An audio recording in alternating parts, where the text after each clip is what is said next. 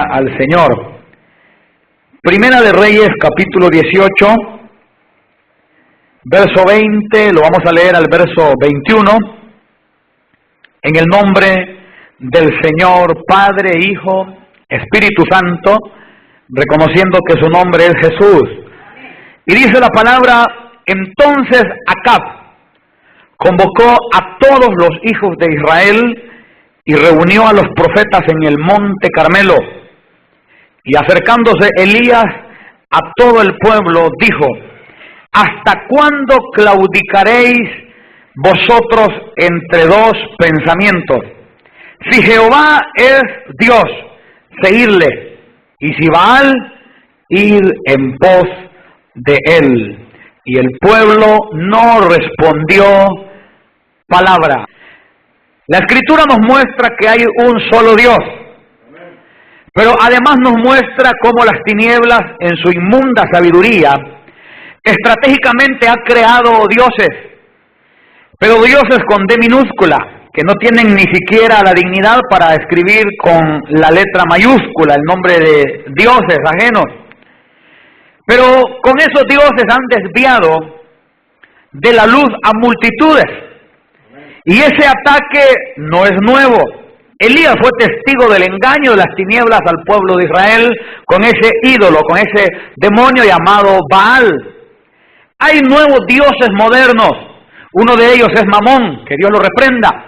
Aunque suena un poco jocoso el nombre, es un demonio peligroso que trabaja con las finanzas, para que la gente por medio de las finanzas sienta o el deseo de continuar amasando y amasando dinero y olvidarse de Dios, del tiempo de Dios, o sienta la murmuración cuando aquel dinero es poco.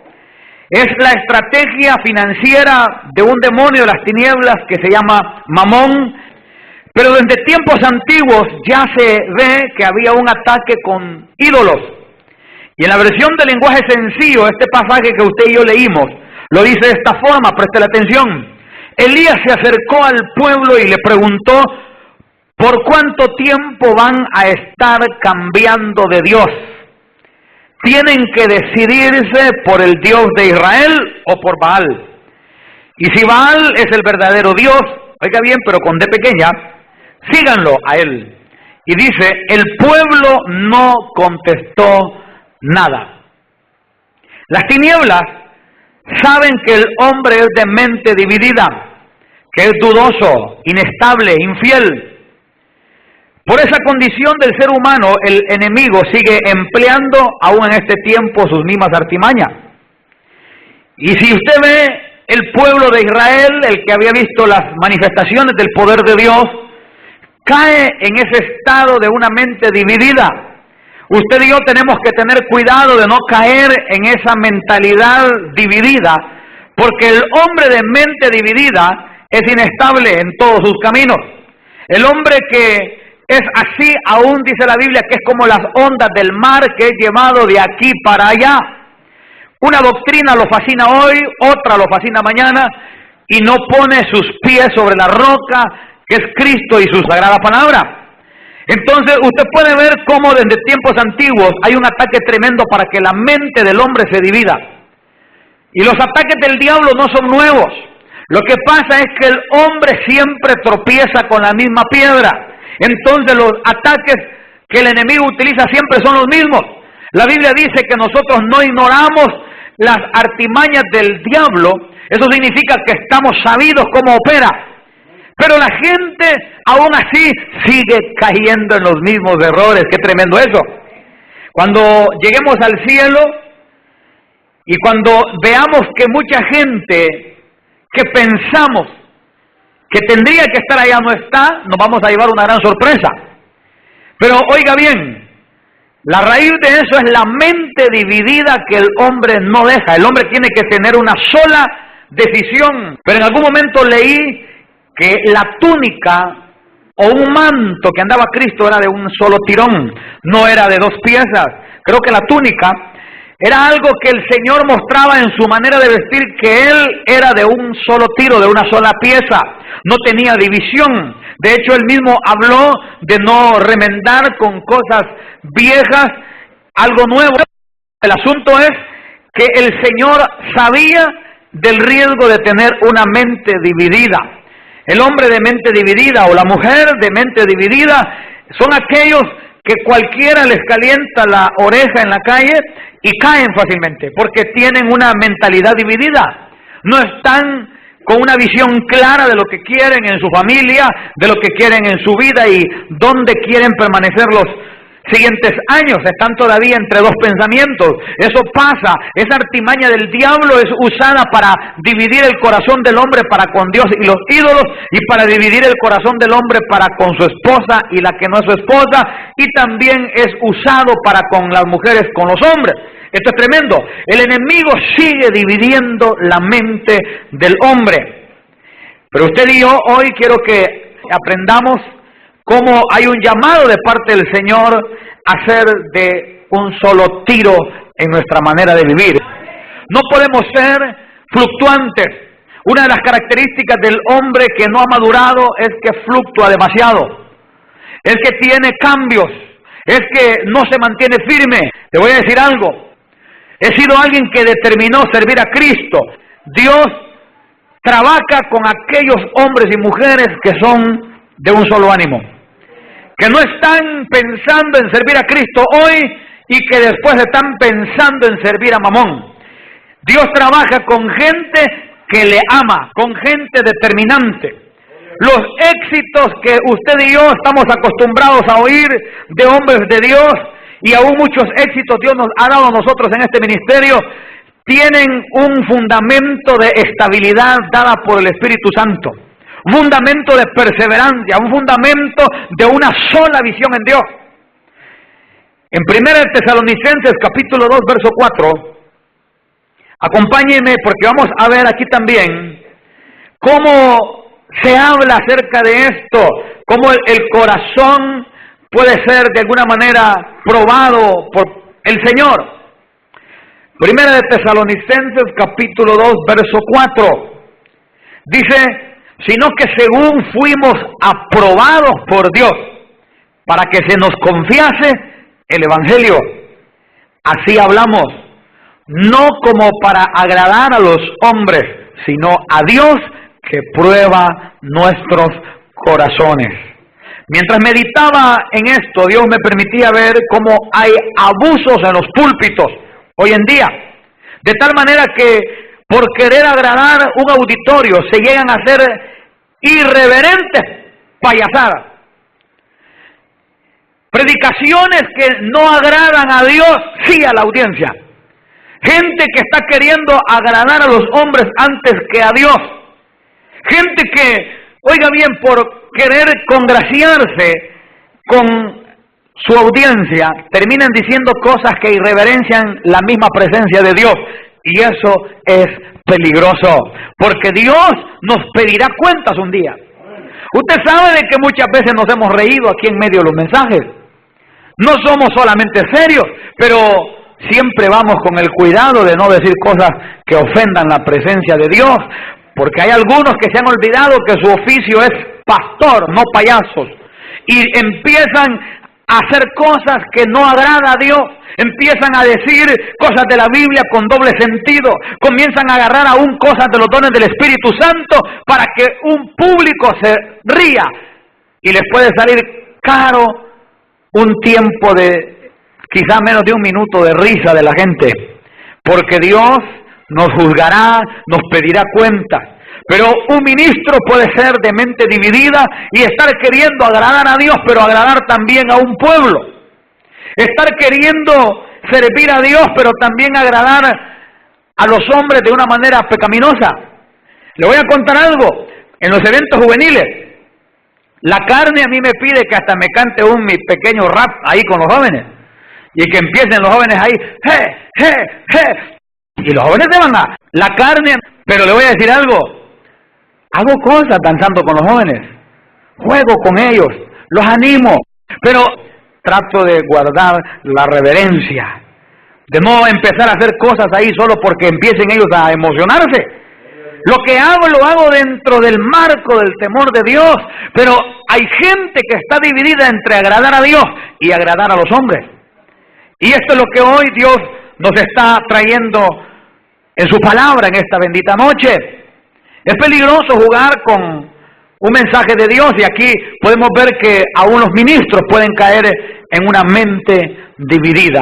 Acompáñenme a 1 de Samuel, capítulo 15, verso 18. Vamos a leer una porción amplia, pero no vaya usted a despegar su corazón de esto, porque aunque vamos a leer del verso 18 hasta el verso 30, yo quiero que preste atención, porque en todo ese pasaje hay varias muestras de cómo una mente dividida es peligrosa. 1 de Samuel, capítulo 15, verso 18. En adelante, dice la Escritura: y Jehová te envió en misión, y dijo: ve, destruye a los pecadores de Amalec, y hazles guerra hasta que los acabes.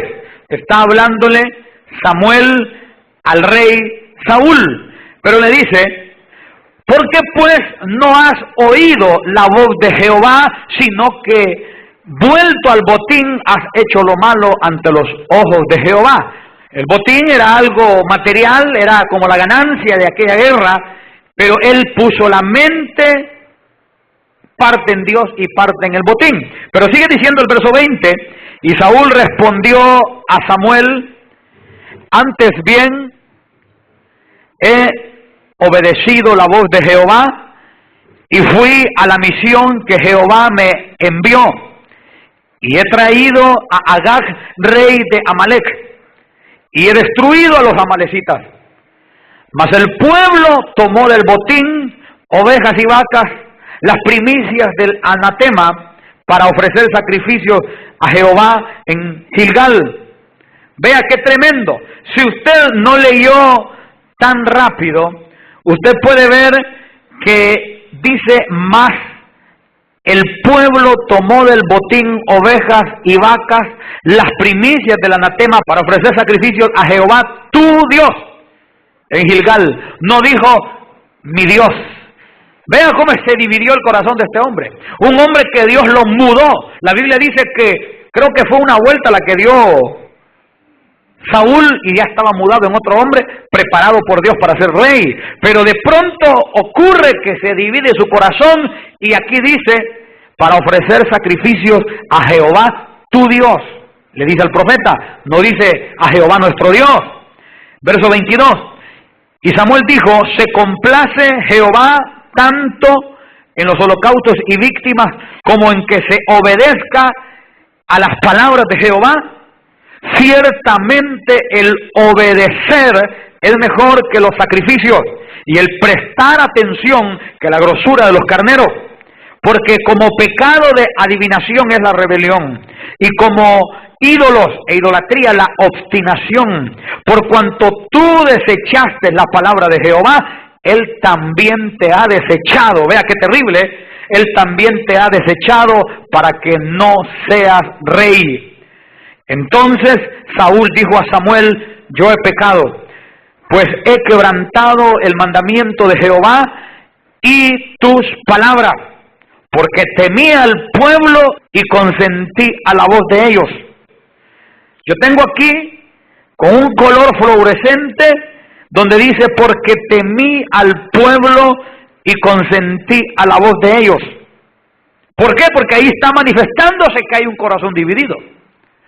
Dios le habla, Dios le da una instrucción clara, una misión, dice al principio en lo que leemos, pero se divide el corazón entre el pueblo, que también dice aquí que él consintió la voz de ellos, y la voz de Dios.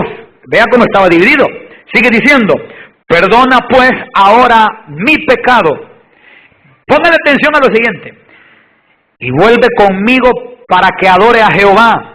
Y Samuel respondió a Saúl: no volveré contigo, porque desechaste la palabra de Jehová, y Jehová te ha desechado para que no seas rey sobre Israel. Ahí está el carácter de Dios, mi amado y mi amada hermana, que Dios es severo. Y sigue diciendo: y volviéndose Samuel para irse, él se asió de la punta de su manto y éste se rasgó.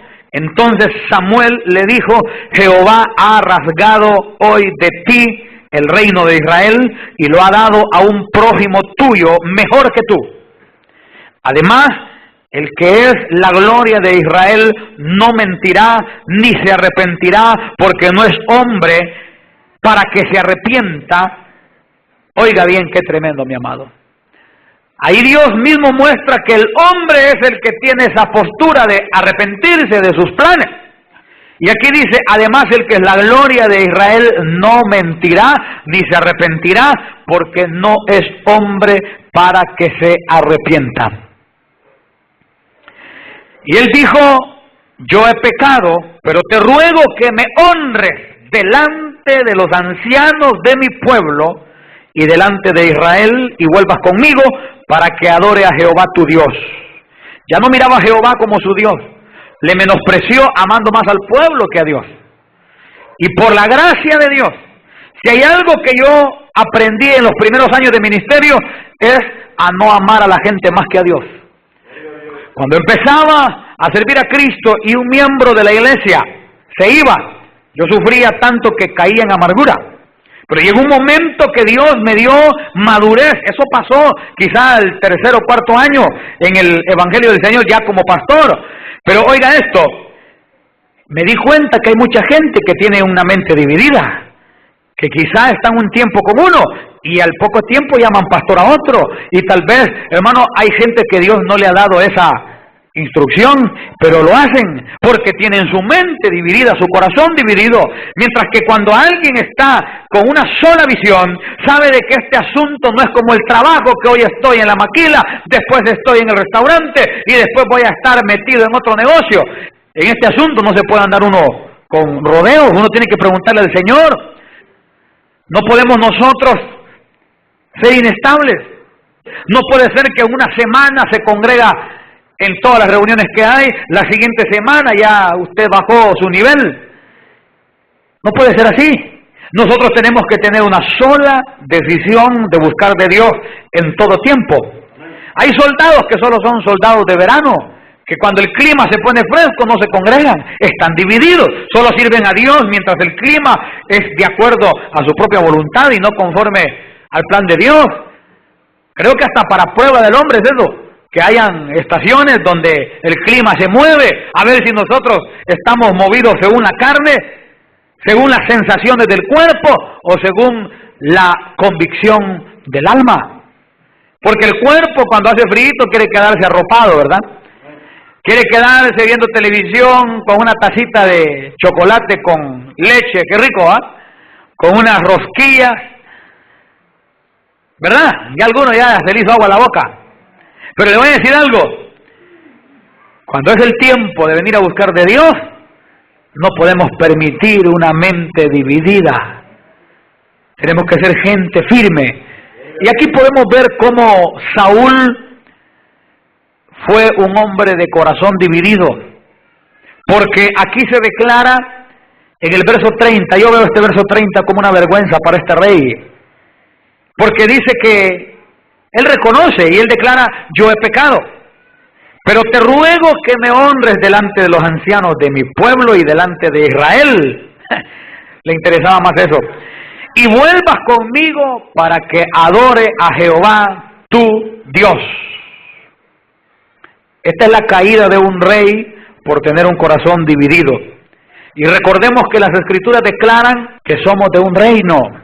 Y en el reino de Dios no podemos tener esos altibajos, porque yo he venido a predicar en medio de problemas.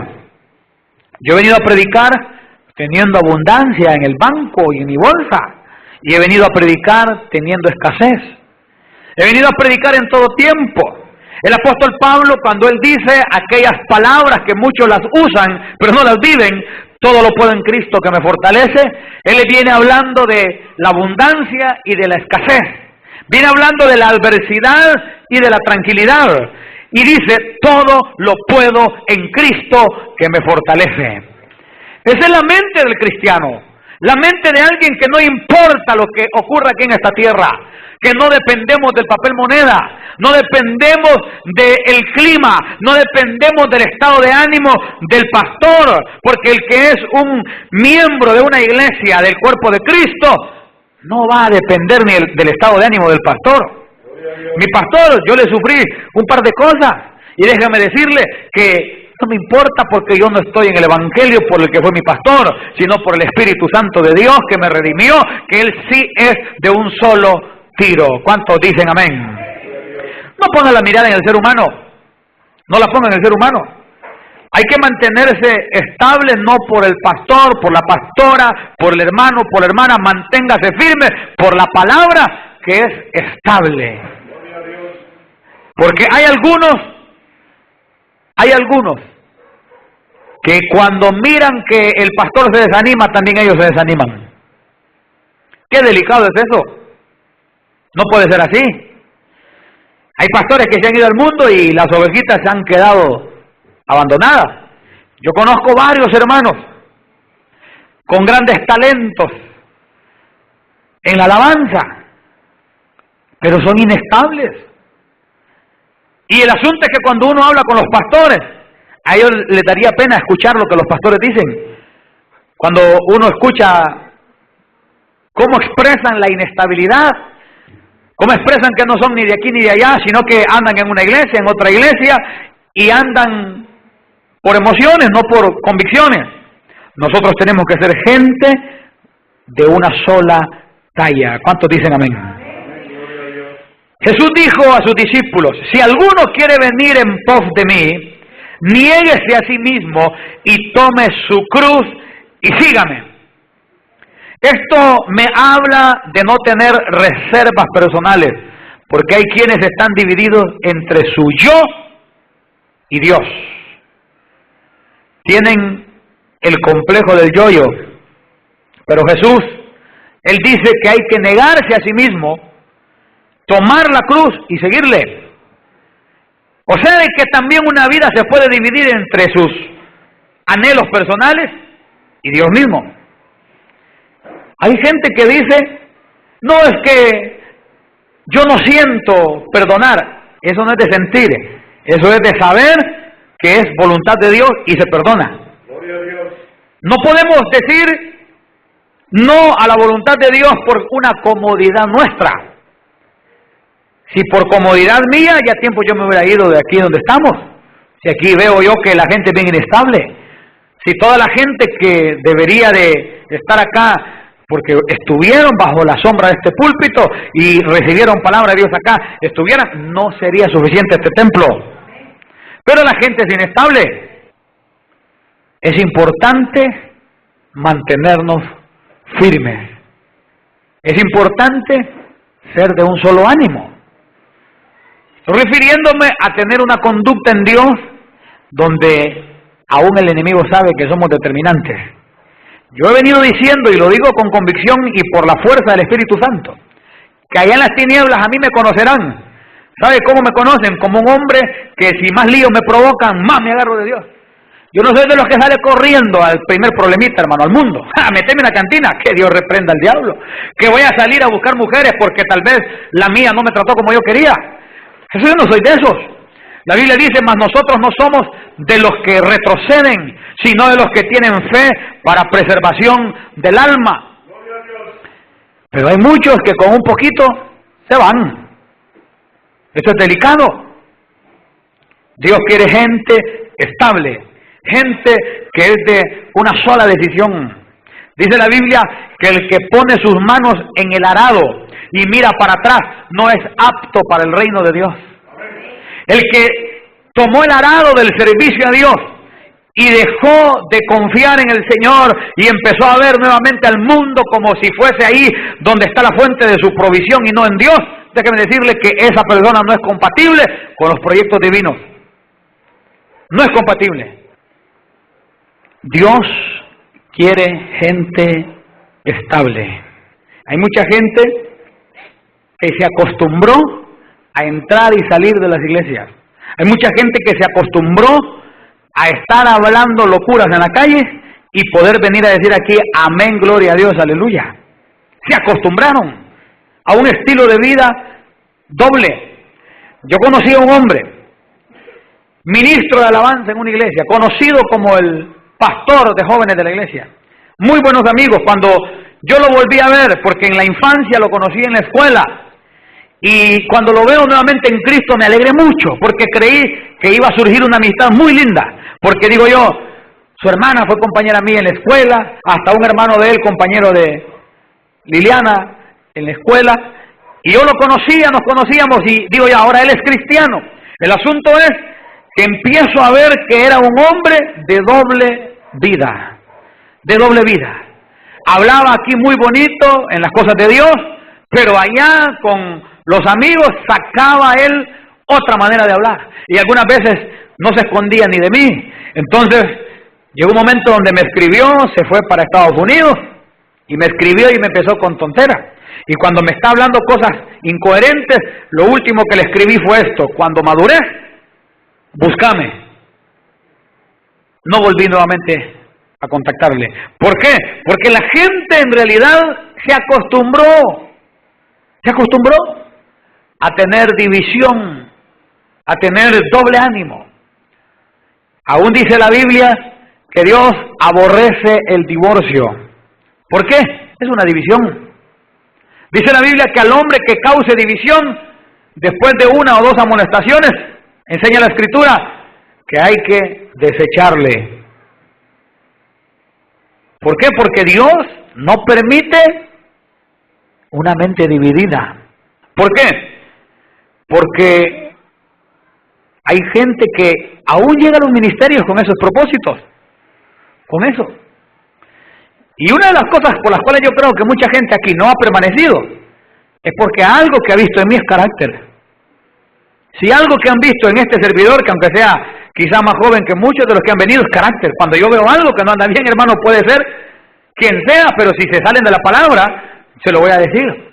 El aval que yo necesito nada más es dos cosas: la palabra y que el Espíritu Santo me dé paz para hablar, y hablo con toda autoridad. Si algo se sale, hermano, yo lo reprendo, lo exhorto, y si es posible quito privilegios, si es posible tomo decisiones fuertes, pero no permito que la gente haga como hicieron con Saúl, que iban a hacer lo que se les antojaba.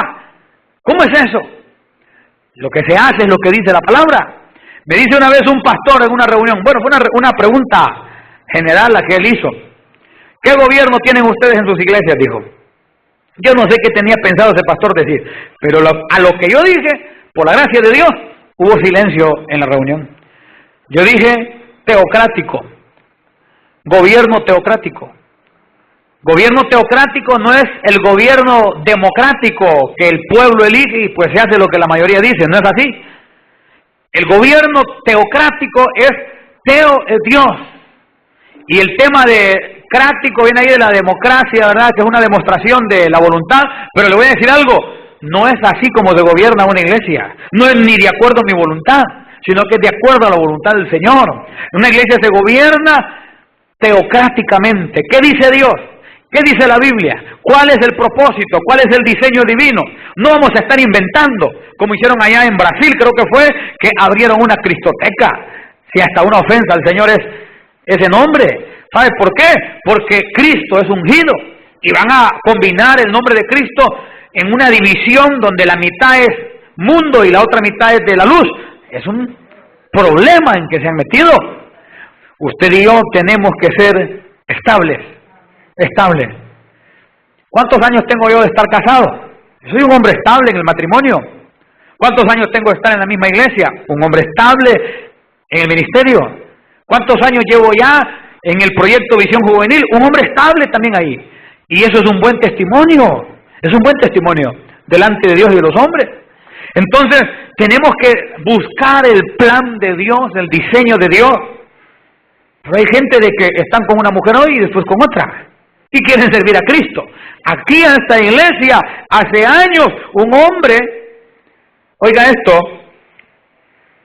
un hombre que le quitó la mujer a otro en otra iglesia, quería venir a enseñar acá, que caído quería seguir enseñando. Eso no es así. Si no pueden gobernar sus casas, ¿cómo van a gobernar la iglesia de Dios? Ese es el filtro de Dios. Primera de Juan capítulo 2, verso 15. Dice la Escritura, no améis al mundo, ni las cosas que están en el mundo. Si alguno ama al mundo, el amor del Padre no está en él. Puede haber una mente dividida entre el mundo y el amor del Padre. Vean qué tremendo. Hay gente que ama en extremo las cosas de este mundo, de tal manera que han llegado a hacer guerra por cosas de esta tierra. No améis las cosas que están en el mundo. No hay que amarlas. No hay que amarlas. Hay que usarlas, pero no hay que amarlas. Porque el que ama las cosas que están en el mundo significa que se olvidó del amor del Padre. Y el amor del Padre es mejor que cualquier cosa que exista aquí en la tierra. Estas palabras del Señor nos dejan ver que un alma puede llegar al grado de amar al mundo antes que a Dios. Alguno podría decir, yo no amo al mundo, pero si la manifestación del amor es dar, porque esa es la manifestación del amor, dar. Acuérdese que dice, de tal manera amó Dios al mundo. Y si alguien ama, entonces da. Dios amó al mundo, entonces dio a su Hijo unigénito. Oiga bien, porque de tal manera amó Dios al mundo que dio a su Hijo unigénito. Amén. Entonces, Él lo dio porque amó. Y nosotros decimos que amamos a Dios y nuestro tiempo no se lo podemos dar. Entonces nos volvemos mentirosos, no amamos a Dios. Porque no le podemos dar nuestro tiempo, entonces somos mentirosos. Y yo te amo. Y cantamos alabanzas que dicen así, que amamos a Dios. Pero cuando les hablamos del tiempo para buscar de Dios, no se lo estamos dando, le estamos dando las sobras. Entonces que no digamos que amamos a Dios antes que el mundo, porque hay que ver, aquí dice, no améis al mundo ni las cosas que están en el mundo. Si alguno ama al mundo, el amor del Padre no está en él. Y la gente no puede negar que ama al mundo si su tiempo se lo dan al mundo, su familia se la dan al mundo. Una muestra de darle la familia al mundo es el gran compromiso que tiene la familia para que sus hijos estudien. No estoy en contra del estudio. El estudio es una bendición. Aún las sinagogas antiguas eran escuelas para que la gente se educara. Pero oiga bien, hay padres de familia que a sus hijos no los obligan a estar en la casa de Dios, pero sí los obligan a estudiar. Y todo el propósito del estudio es que se preparen para ir a ganar dinero de este mundo. Y el propósito de estar en la casa de Dios es que se preparen para poder salvarse. Pero si el padre de familia obliga y se esfuerza para que sus hijos estén en el colegio, en la universidad, pero no se esfuerzan para que estén en la casa de Dios, ahí hay un problema. Se manifestó que hay más amor para el mundo que para Dios, porque a los hijos se le da lo mejor. Y si alguien cree que lo mejor es el mundo, por eso ahí hay más presión, más fuerza, y no en que busquen de Dios. Aunque nadie diga amén. Juan capítulo 3, verso 19. Vea lo que aquí se declara. Es que el corazón del hombre ha estado partido, hermano, por mucho tiempo. Y aquí dice en Juan 3:19, y esta es la condenación, que la luz vino al mundo, y los hombres amaron más las tinieblas que la luz, porque sus obras eran malas. Qué terrible es que el ser humano puede llegar a amar las tinieblas más que la luz. Detrás de eso hay una seducción del diablo, que Dios le reprenda. Porque llegar a amar las tinieblas, dice más que la luz. Es decir, que hay amor para la luz, pero hay más amor para las tinieblas. No dice que no amen la luz, dicen que aman más las tinieblas que la luz. O sea que sí hay amor para la luz. Hay muestras de afecto, hay muestras de que hablan bonito de las cosas de Dios, de la Biblia, aún dicen mi Diosito, pero Sí, aman, pero aman más las tinieblas. Y esa es la condenación. Que los hombres amaron más las tinieblas que la luz. Un corazón dividido es el que tiene eso. ¿Cuántos aman a Dios sobre todas las cosas? Si usted ama a Dios sobre todas las cosas, muéstrelo, muéstrelo. Nos venimos caminando, fuimos a servir, ya estuvimos danzando, y nos venimos caminando, y no veníamos renegando, veníamos tranquilos. Y yo no venía yo, ¡qué barbaridad! Siervo de Dios y sin carro. No importa si hay carro o no hay carro. Más bien venía agradecido por la salud para poder venir caminando tranquilo sin ningún dolor. No me importa. No, que el siervo de Dios. Hermano, el siervo de Dios ha sufrido, dice la Biblia. Si hasta mucho lujo nos ha dado Dios, en que nos da el carrito, nos da comodidades para poder estar tranquilos. Pero hay que amar a Dios más que estas cosas que hay en la tierra. Hay que amar a Dios más que estas cosas de la tierra. Finalizo con el libro de Santiago, capítulo 4, verso 8. Porque el ser humano tiene que purificar su corazón para poder acercarse a Dios. Póngale atención a este último verso de este mensaje. Póngale toda su atención. No vaya a perder lo que Dios quiere mostrarnos aquí en Santiago capítulo 4, verso 8. Acercaos a Dios, y Él se acercará a vosotros. Pecadores, limpiad las manos, y vosotros los de doble ánimo, purificad vuestros corazones. El doble ánimo es una contaminación del corazón. El doble ánimo es un problema que está ahí y Dios dice, purificad vuestro corazón, purificad vuestros corazones. Vamos a orar en el nombre de Cristo Jesús. Pónganse de pie, mis amados. He predicado la palabra del Señor y Dios nos ha concedido atender su mensaje. Si amamos a Dios sobre todas las cosas, se va a ver, hermano. Si no, nos volvemos mentirosos. Hay gente que aún canta que era la 1 de la madrugada y dice, y yo buscaba el rostro del Señor, y es mentira. Es mentira.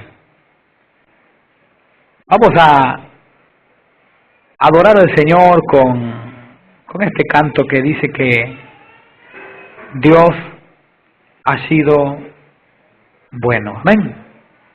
Porque Dios ha sido bueno con nosotros. Nosotros somos los que a veces nos descarriamos.